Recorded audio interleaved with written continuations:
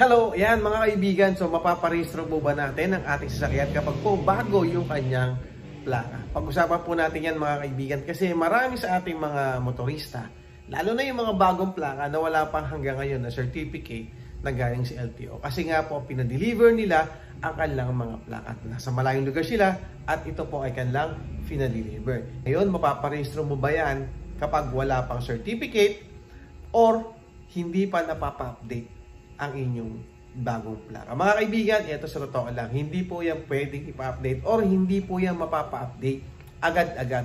Kailangan po talaga na ipa-update nyo muna yan sa LTO bago po kayo magparehistro. Kasi marami na sa atin or may mga ibang tropa na tayo mga kaibigan na hindi po naparehistro yung kanilang sasakyan dahil lang hindi po nila ka-update yung kanilang bagong plaka.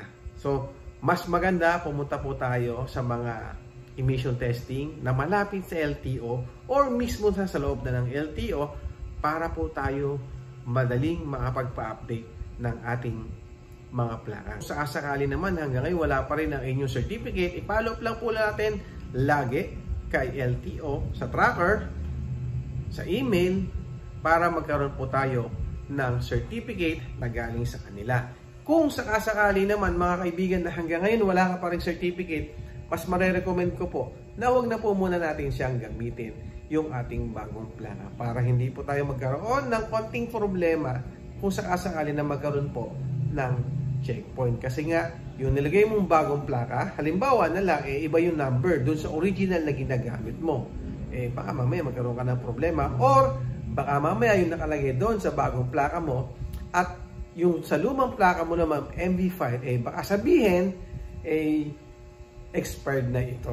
Di ba? Pwedeng ganun mangyari. Marami kasing senaryo na pwedeng mangyari sa ating bagong plaka. Kaya mas marirecommend ko po, kapag bagong ating plaka at wala pong certificate, mas maganda wag po muna natin gamitin. Kung mayroon naman certificate yan, lagi naman natin dadalhin ang ating pong certificate kahit saan naman po tayo bumiyahe. Kung iba yung plaka or yung iba yung plate number na napalagay po sa inyo, doon po mababago yan kapag po kayo ay nagpa-update na or kapag po kayo nagpa-register na.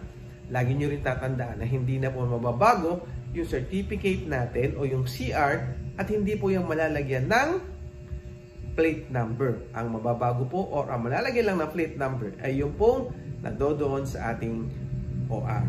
Okay? Pwede po tayong magtanong-tanong mga kaibigan. Especially kung malapit sa LTO, pwede po kayo magtanong paano pinakamagandang gawin kapag po yung bagong plaka natin. Isa pa mga kaibigan, kapag po kayo nasa karabat, itanong nyo pong mabuti o itanong nyo na lahat doon sa LTO ano yung dapat yung gawin kapag bago yung plaka ninyo, saan gagamitin yung certificate, kailan at saan tayo pwedeng magpa-update ng ating mga bagong plaka. Kasi di ba sabi nga nung iba, saan daw magpapa-update ng ating plaka? Pwede ba doon sa mga LTO na malapit sa lugar natin?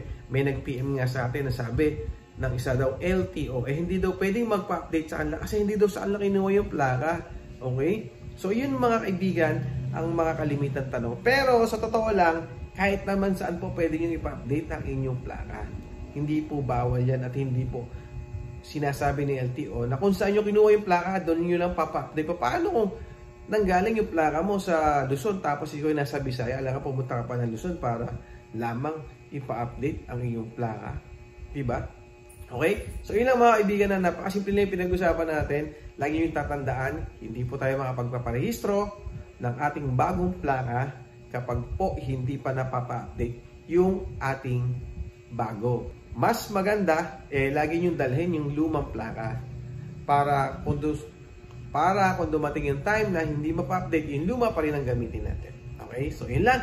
Maraming salamat mga kaibigan and ingat po tayo palagi. Bye-bye! Thank you!